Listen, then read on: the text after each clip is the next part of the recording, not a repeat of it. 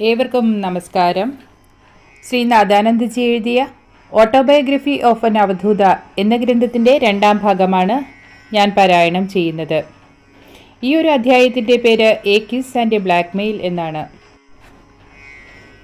പക്വതയില്ലാത്ത പ്രായത്തിൽ തനിക്ക് തോന്നിയ ചപലമായ ഒരു മോഹത്തെക്കുറിച്ചാണ് നാദാനന്ദജി ഈ ഒരു അധ്യായത്തിൽ പ്രതിപാദിച്ചിരിക്കുന്നത്.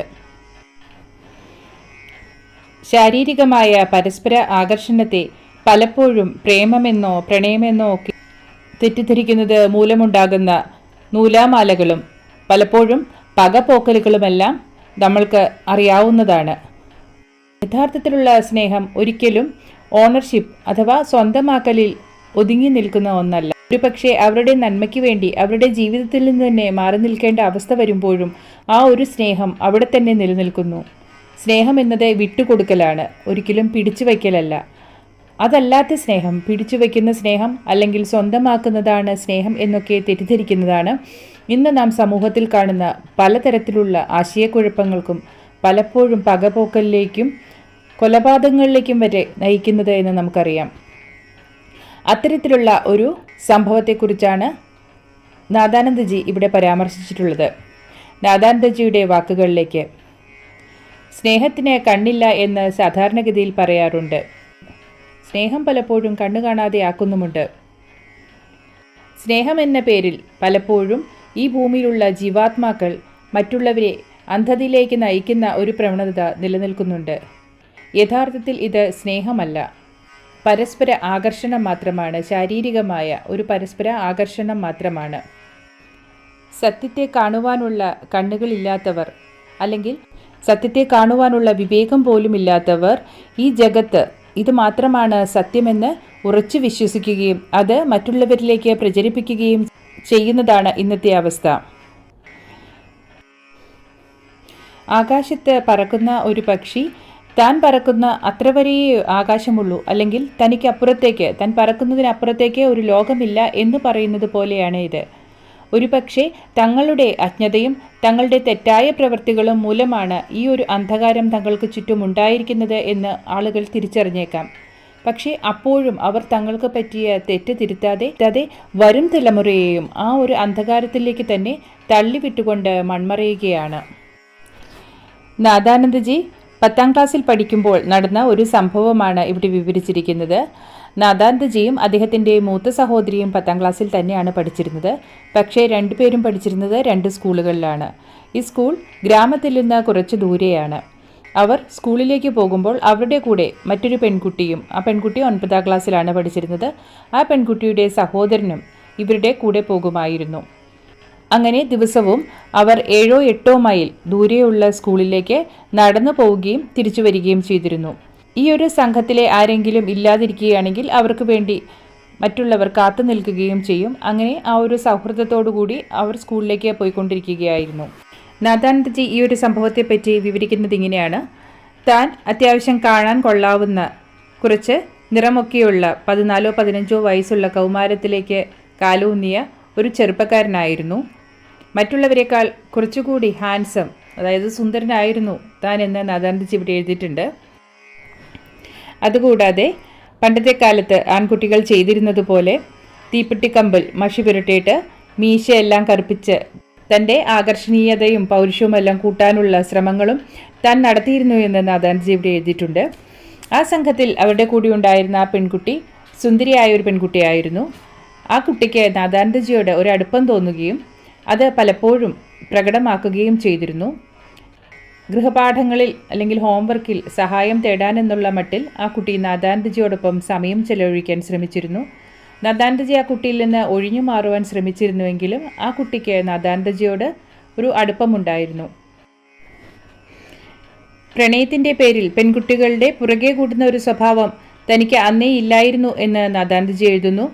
ആ പെൺകുട്ടിക്ക് അന്ന് തന്നോട് തോന്നിയിരുന്നത് വെറും ഒരു ടീനേജ് ക്രഷ് മാത്രം, അല്ലെങ്കിൽ കൗമാരകാലത്തെ ഒരു ശാരീരിക ആകർഷണം മാത്രമായിരുന്നോ എന്നും തനിക്ക് അറിയില്ല എന്ന് അദ്ദേഹം എഴുതിയിട്ടുണ്ട്. അങ്ങനെയിരിക്കെ നാദാനന്ദജിയുടെ ഗ്രാമത്തിലെ അമ്പലത്തിൽ ഉത്സവത്തിൻ്റെ സമയമായി. ഉത്സവത്തിൻ്റെ സമയത്ത് ഒരു ദിവസം നാദാനന്ദജി വൈകുന്നേരം ക്ഷേത്ര ദർശനവുമെല്ലാം കഴിഞ്ഞ് വീട്ടിലേക്ക് തിരികെ വരികയായിരുന്നു. അദ്ദേഹം വന്നിരുന്ന വഴിയുടെ ഇരുവശത്തും നെൽവയലുകളായിരുന്നു. ആ നെൽവയലുകൾ ഉയർന്ന നിരപ്പിലുള്ളതും അദ്ദേഹം നടന്നിരുന്ന വഴി കുറച്ച് താഴ്ന്നതുമായിരുന്നു. അതുകൊണ്ട് തന്നെ ആ വഴി ഒരു ഇടവഴി പോലെയാണ് ഉണ്ടായിരുന്നത്. അദ്ദേഹം നേരത്തെ പറഞ്ഞ പെൺകുട്ടി അദ്ദേഹത്തിന് എതിരെ വരികയും അവർ തമ്മിൽ സംസാരിക്കുകയും ചെയ്തു. തന്നോടൊപ്പം അമ്പലത്തിലേക്ക് ഒന്ന് വരണമെന്ന് ആ പെൺകുട്ടി നാഥാനന്ദജിയോട് ആവശ്യപ്പെട്ടു. നാഥാനന്ദജി അതിന് തയ്യാറായിരുന്നില്ല. എങ്കിലും അവർ തമ്മിൽ സംസാരിച്ചു കൊണ്ട് നിൽക്കുമ്പോൾ പെട്ടെന്നുണ്ടായ ഒരു വികാര ആവേശം മൂലം നാഥാനന്ദജി ആ പെൺകുട്ടിയെ കെട്ടിപ്പിടിക്കുകയും അവൾക്ക് ഒരു ചുംബനം നൽകുകയും ചെയ്തു.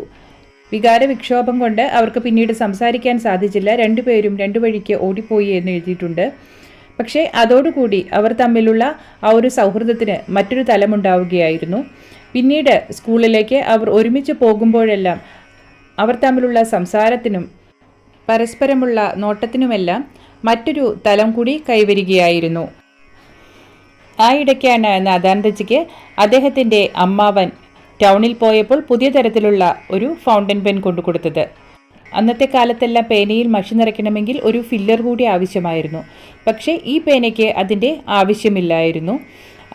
ഈ ഒരു പേനയുടെ നിബ്ബ് മഷിയിൽ മുക്കിയിട്ട് അതിൻ്റെ പുറകിൽ വെറുതെ ഒന്ന് പ്രസ് ചെയ്താൽ മഷി താനെ നിറയുമായിരുന്നു.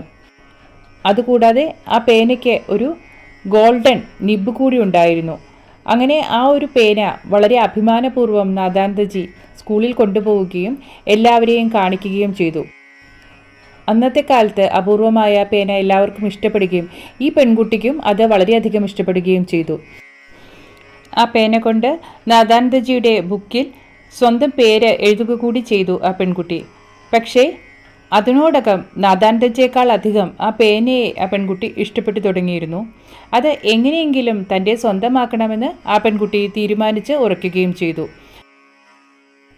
അതിനായി നാഥാനന്ദജിയോട് ആ പേന തനിക്ക് തരണമെന്ന് ആ പെൺകുട്ടി ആവശ്യപ്പെട്ടു. പക്ഷേ നാഥാനന്ദജി അത് നിരസിച്ചു. കാരണം നാഥാനന്ദജിക്കും ആ പേന വളരെ ഇഷ്ടമായിരുന്നു. കൂടാതെ അത് കൊണ്ടു നടക്കുന്നതിൽ വളരെയധികം അഭിമാനവും ഉണ്ടായിരുന്നു. നാഥാനന്ദജി തനിക്ക് ആ പേന തരികയില്ല എന്ന് മനസ്സിലായപ്പോൾ ആ പെൺകുട്ടി വളരെയധികം കൗശലങ്ങൾ അതിനുവേണ്ടി പ്രയോഗിച്ചു നോക്കി. തൻ്റേതായ രീതിയിൽ നാഥാനന്ദജിയെ ആകർഷിച്ച് ആ പേന സ്വന്തമാക്കുവാൻ ആ പെൺകുട്ടി നടത്തിയ ശ്രമങ്ങളെല്ലാം വിഫലമാകുന്നു. നാഥാനന്ദജി ഒരിക്കലും ആ പേന തനിക്ക് തരികയില്ല എന്ന് മനസ്സിലായപ്പോൾ തൻ്റെ ആവനാഴിയിലെ അവസാനത്തെ ആയുധം ആ പെൺകുട്ടി പുറത്തെടുത്തു. അങ്ങനെ ഒരിക്കൽ നാഥാനന്ദജിയോട് ആ പെൺകുട്ടി പറഞ്ഞു, ശരി, എനിക്ക് നീ ആ പേന തരുന്നില്ലെങ്കിൽ വേണ്ട, പക്ഷേ എന്നെ ബലമായി പിടിച്ച് ചുംബിച്ചു എന്നുള്ള കാര്യം ഞാൻ നിൻ്റെ സഹോദരിയെ അറിയിക്കും. അതുകൂടാതെ എൻ്റെ ഒരു സുഹൃത്ത് ഇതിന് സാക്ഷി പറയാമെന്നുകൂടി എന്നോട് പറഞ്ഞിട്ടുണ്ട് എന്ന്. ഈ ഒരു കാര്യം നാഥാനന്ദജിയെ ഉലച്ചു കളഞ്ഞു. കാരണം തൻ്റെ സഹോദരിക്ക് തൻ്റെ മനസ്സിൽ വളരെയധികം ആദരവ് നാഥാനന്ദജി കൽപ്പിച്ചിട്ടുണ്ടായിരുന്നു. സഹോദരിക്കും നാഥാനന്ദജിയോട് വളരെയധികം വാത്സല്യമായിരുന്നു. അങ്ങനെയുള്ളപ്പോൾ നാഥാനന്ദജിക്ക് ഒരിക്കലും സഹോദരിയോട് കള്ളം പറയുവാൻ സാധിക്കുകയില്ല. ഇങ്ങനെ ഒരു സംഭവം ഉണ്ടായി എന്ന് ഈ പെൺകുട്ടി പറയുമ്പോൾ അതിൻ്റെ സത്യാവസ്ഥ നാഥാനന്ദജിയോട് ചോദിച്ചാൽ അത് നിഷേധിക്കുവാൻ അദ്ദേഹത്തിന് കഴിയുകയില്ല. അതുകൂടാതെ തൻ്റെ അമ്മാവൻ എങ്ങനെ ഈ ഒരു കാര്യത്തെ എടുക്കുമെന്നുള്ള കാര്യത്തിലും നാഥാനന്ദജിക്ക് ഭയമുണ്ടായിരുന്നു. കാരണം ആ അമ്മാവനും അവിവാഹിതനാണ്. ഇത്തരത്തിലുള്ള കാര്യങ്ങളോടെല്ലാം അദ്ദേഹത്തിന് വളരെയധികം വെറുപ്പാണ്. അതുകൊണ്ട് അദ്ദേഹത്തിൻ്റെ പ്രതികരണം എന്താവുമെന്ന് ഓർത്തിട്ട് നാഥാനന്ദജിക്ക് വളരെയധികം ഭയം തോന്നി. അങ്ങനെ ഈ പെൺകുട്ടിയുടെ കൗശലം കാരണം നാഥാനന്ദജിയുടെ മനസമാധാനവും ഉറക്കവും നഷ്ടപ്പെടും എന്നുള്ള ഒരു അവസ്ഥയിലെത്തി.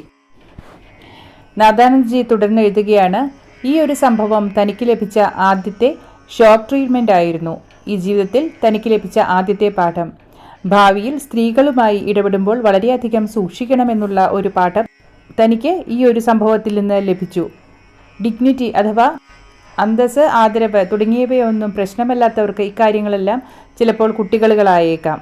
പക്ഷേ നാഥാനന്ദജിയെ സംബന്ധിച്ചിടത്തോളം അതിന് ജീവിതത്തിൽ വലിയൊരു പ്രാധാന്യമുണ്ടായിരുന്നു. ചെകുത്താനും കടലിനും ഇടയിൽ അകപ്പെട്ട പോലെയായിരുന്നു ഈ ഒരു സംഭവത്തിൽ നാഥാനന്ദജിയുടെ അവസ്ഥ. തൻ്റെ അമ്മാവൻ എങ്ങനെ പ്രതികരിക്കും, തൻ്റെ സഹോദരി എങ്ങനെ പ്രതികരിക്കും എന്നെല്ലാം ഓർത്ത് അദ്ദേഹം വളരെയധികം ഭയപ്പെട്ടിരുന്നു. ഈ ഒരു സംഭവത്തിന് ശേഷം ആ പെൺകുട്ടിയെ കാണുമ്പോൾ ആ പെൺകുട്ടിയുടെ സൗന്ദര്യം തൻ്റെ ഹൃദയത്തിൽ ഉണ്ടാക്കിയിരുന്ന ആ വികാരത്തിന് പകരം ആ പെൺകുട്ടിയിൽ ഒരുതരം വൈരൂപ്യമാണ് താൻ ദർശിച്ചത് എന്നും നാഥാനന്ദജി എഴുതുന്നുണ്ട്. തനിക്ക് ഭാവിയിൽ ഉണ്ടായേക്കാവുന്ന ചില ചപലതകൾ ഒഴിവാക്കുവാനായി ഈ സംഭവം തന്നെ വളരെയധികം സഹായിച്ചു എന്നും നദാന്ദജി എഴുതിയിട്ടുണ്ട്. മറ്റൊരു കാര്യം അദ്ദേഹം പ്രത്യേകം എടുത്തു പറയുന്നുണ്ട്.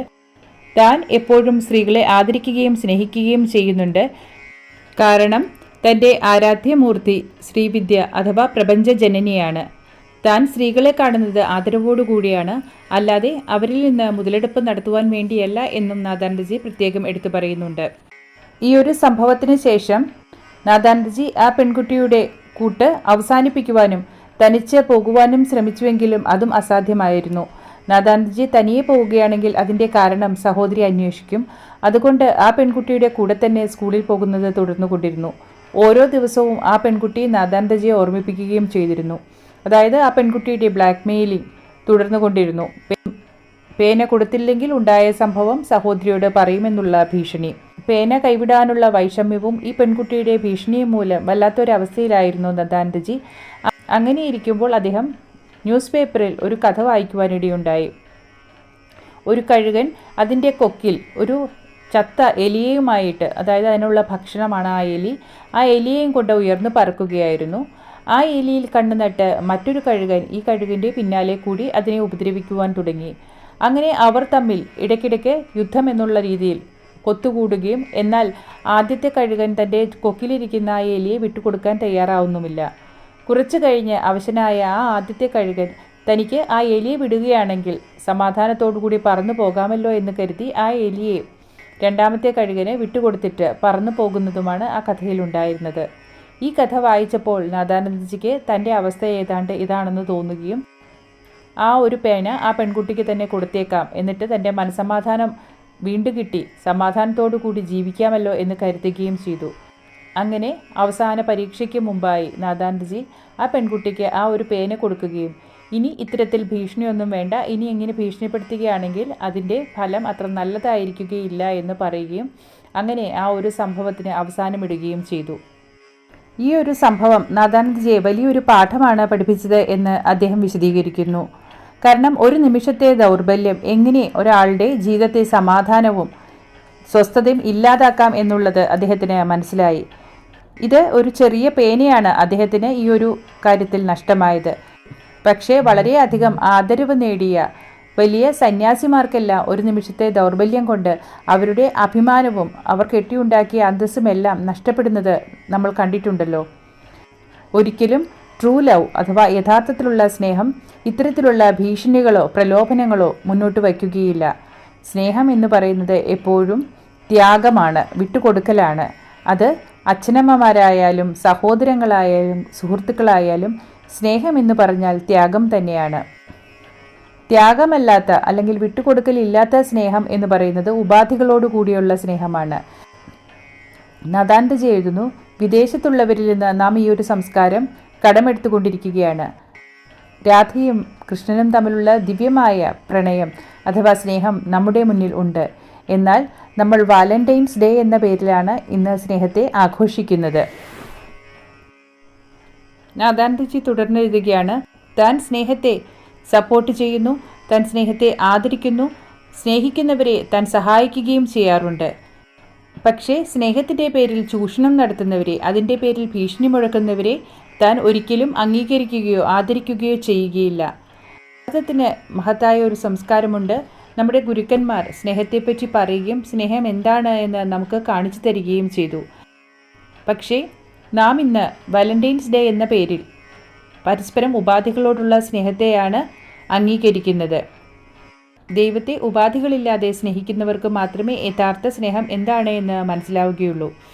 നമുക്ക് ലഭിച്ചിരിക്കുന്ന ഈ മനുഷ്യജന്മത്തിലൂടെ ആത്മാവിൻ്റെ മൂല്യം എന്താണ് എന്ന് മനസ്സിലായവർക്ക്, ഈ ഒരു മനുഷ്യജന്മത്തിൻ്റെ മൂല്യം എന്താണ് എന്ന് മനസ്സിലായവർക്ക്, ആത്മാഭിമാനം എന്താണ് എന്ന് അറിഞ്ഞവർക്ക് മാത്രമേ മറ്റുള്ളവരെ ഉപാധികളില്ലാതെ സ്നേഹിക്കാൻ കഴിയുകയുള്ളൂ.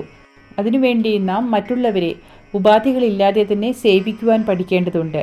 വളരെ കാലം ഉപാധികളില്ലാതെ സെൽഫ്ലെസ് ആയിട്ട് സേവ ചെയ്യുമ്പോൾ മാത്രമേ യഥാർത്ഥത്തിലുള്ള സ്നേഹം എന്താണ് എന്ന് നമുക്ക് മനസ്സിലാക്കുവാനും അത് മറ്റുള്ളവർക്ക് കാണിച്ചു കൊടുക്കുവാനും സാധിക്കുകയുള്ളൂ എന്ന് അദ്ദേഹം പറയുന്നു. അദ്ദേഹത്തിൻ്റെ ഈ വാക്കുകളോടെ ഈ ഒരു അധ്യായം അവസാനിക്കുകയാണ്. ഏവർക്കും നന്ദി, നമസ്കാരം.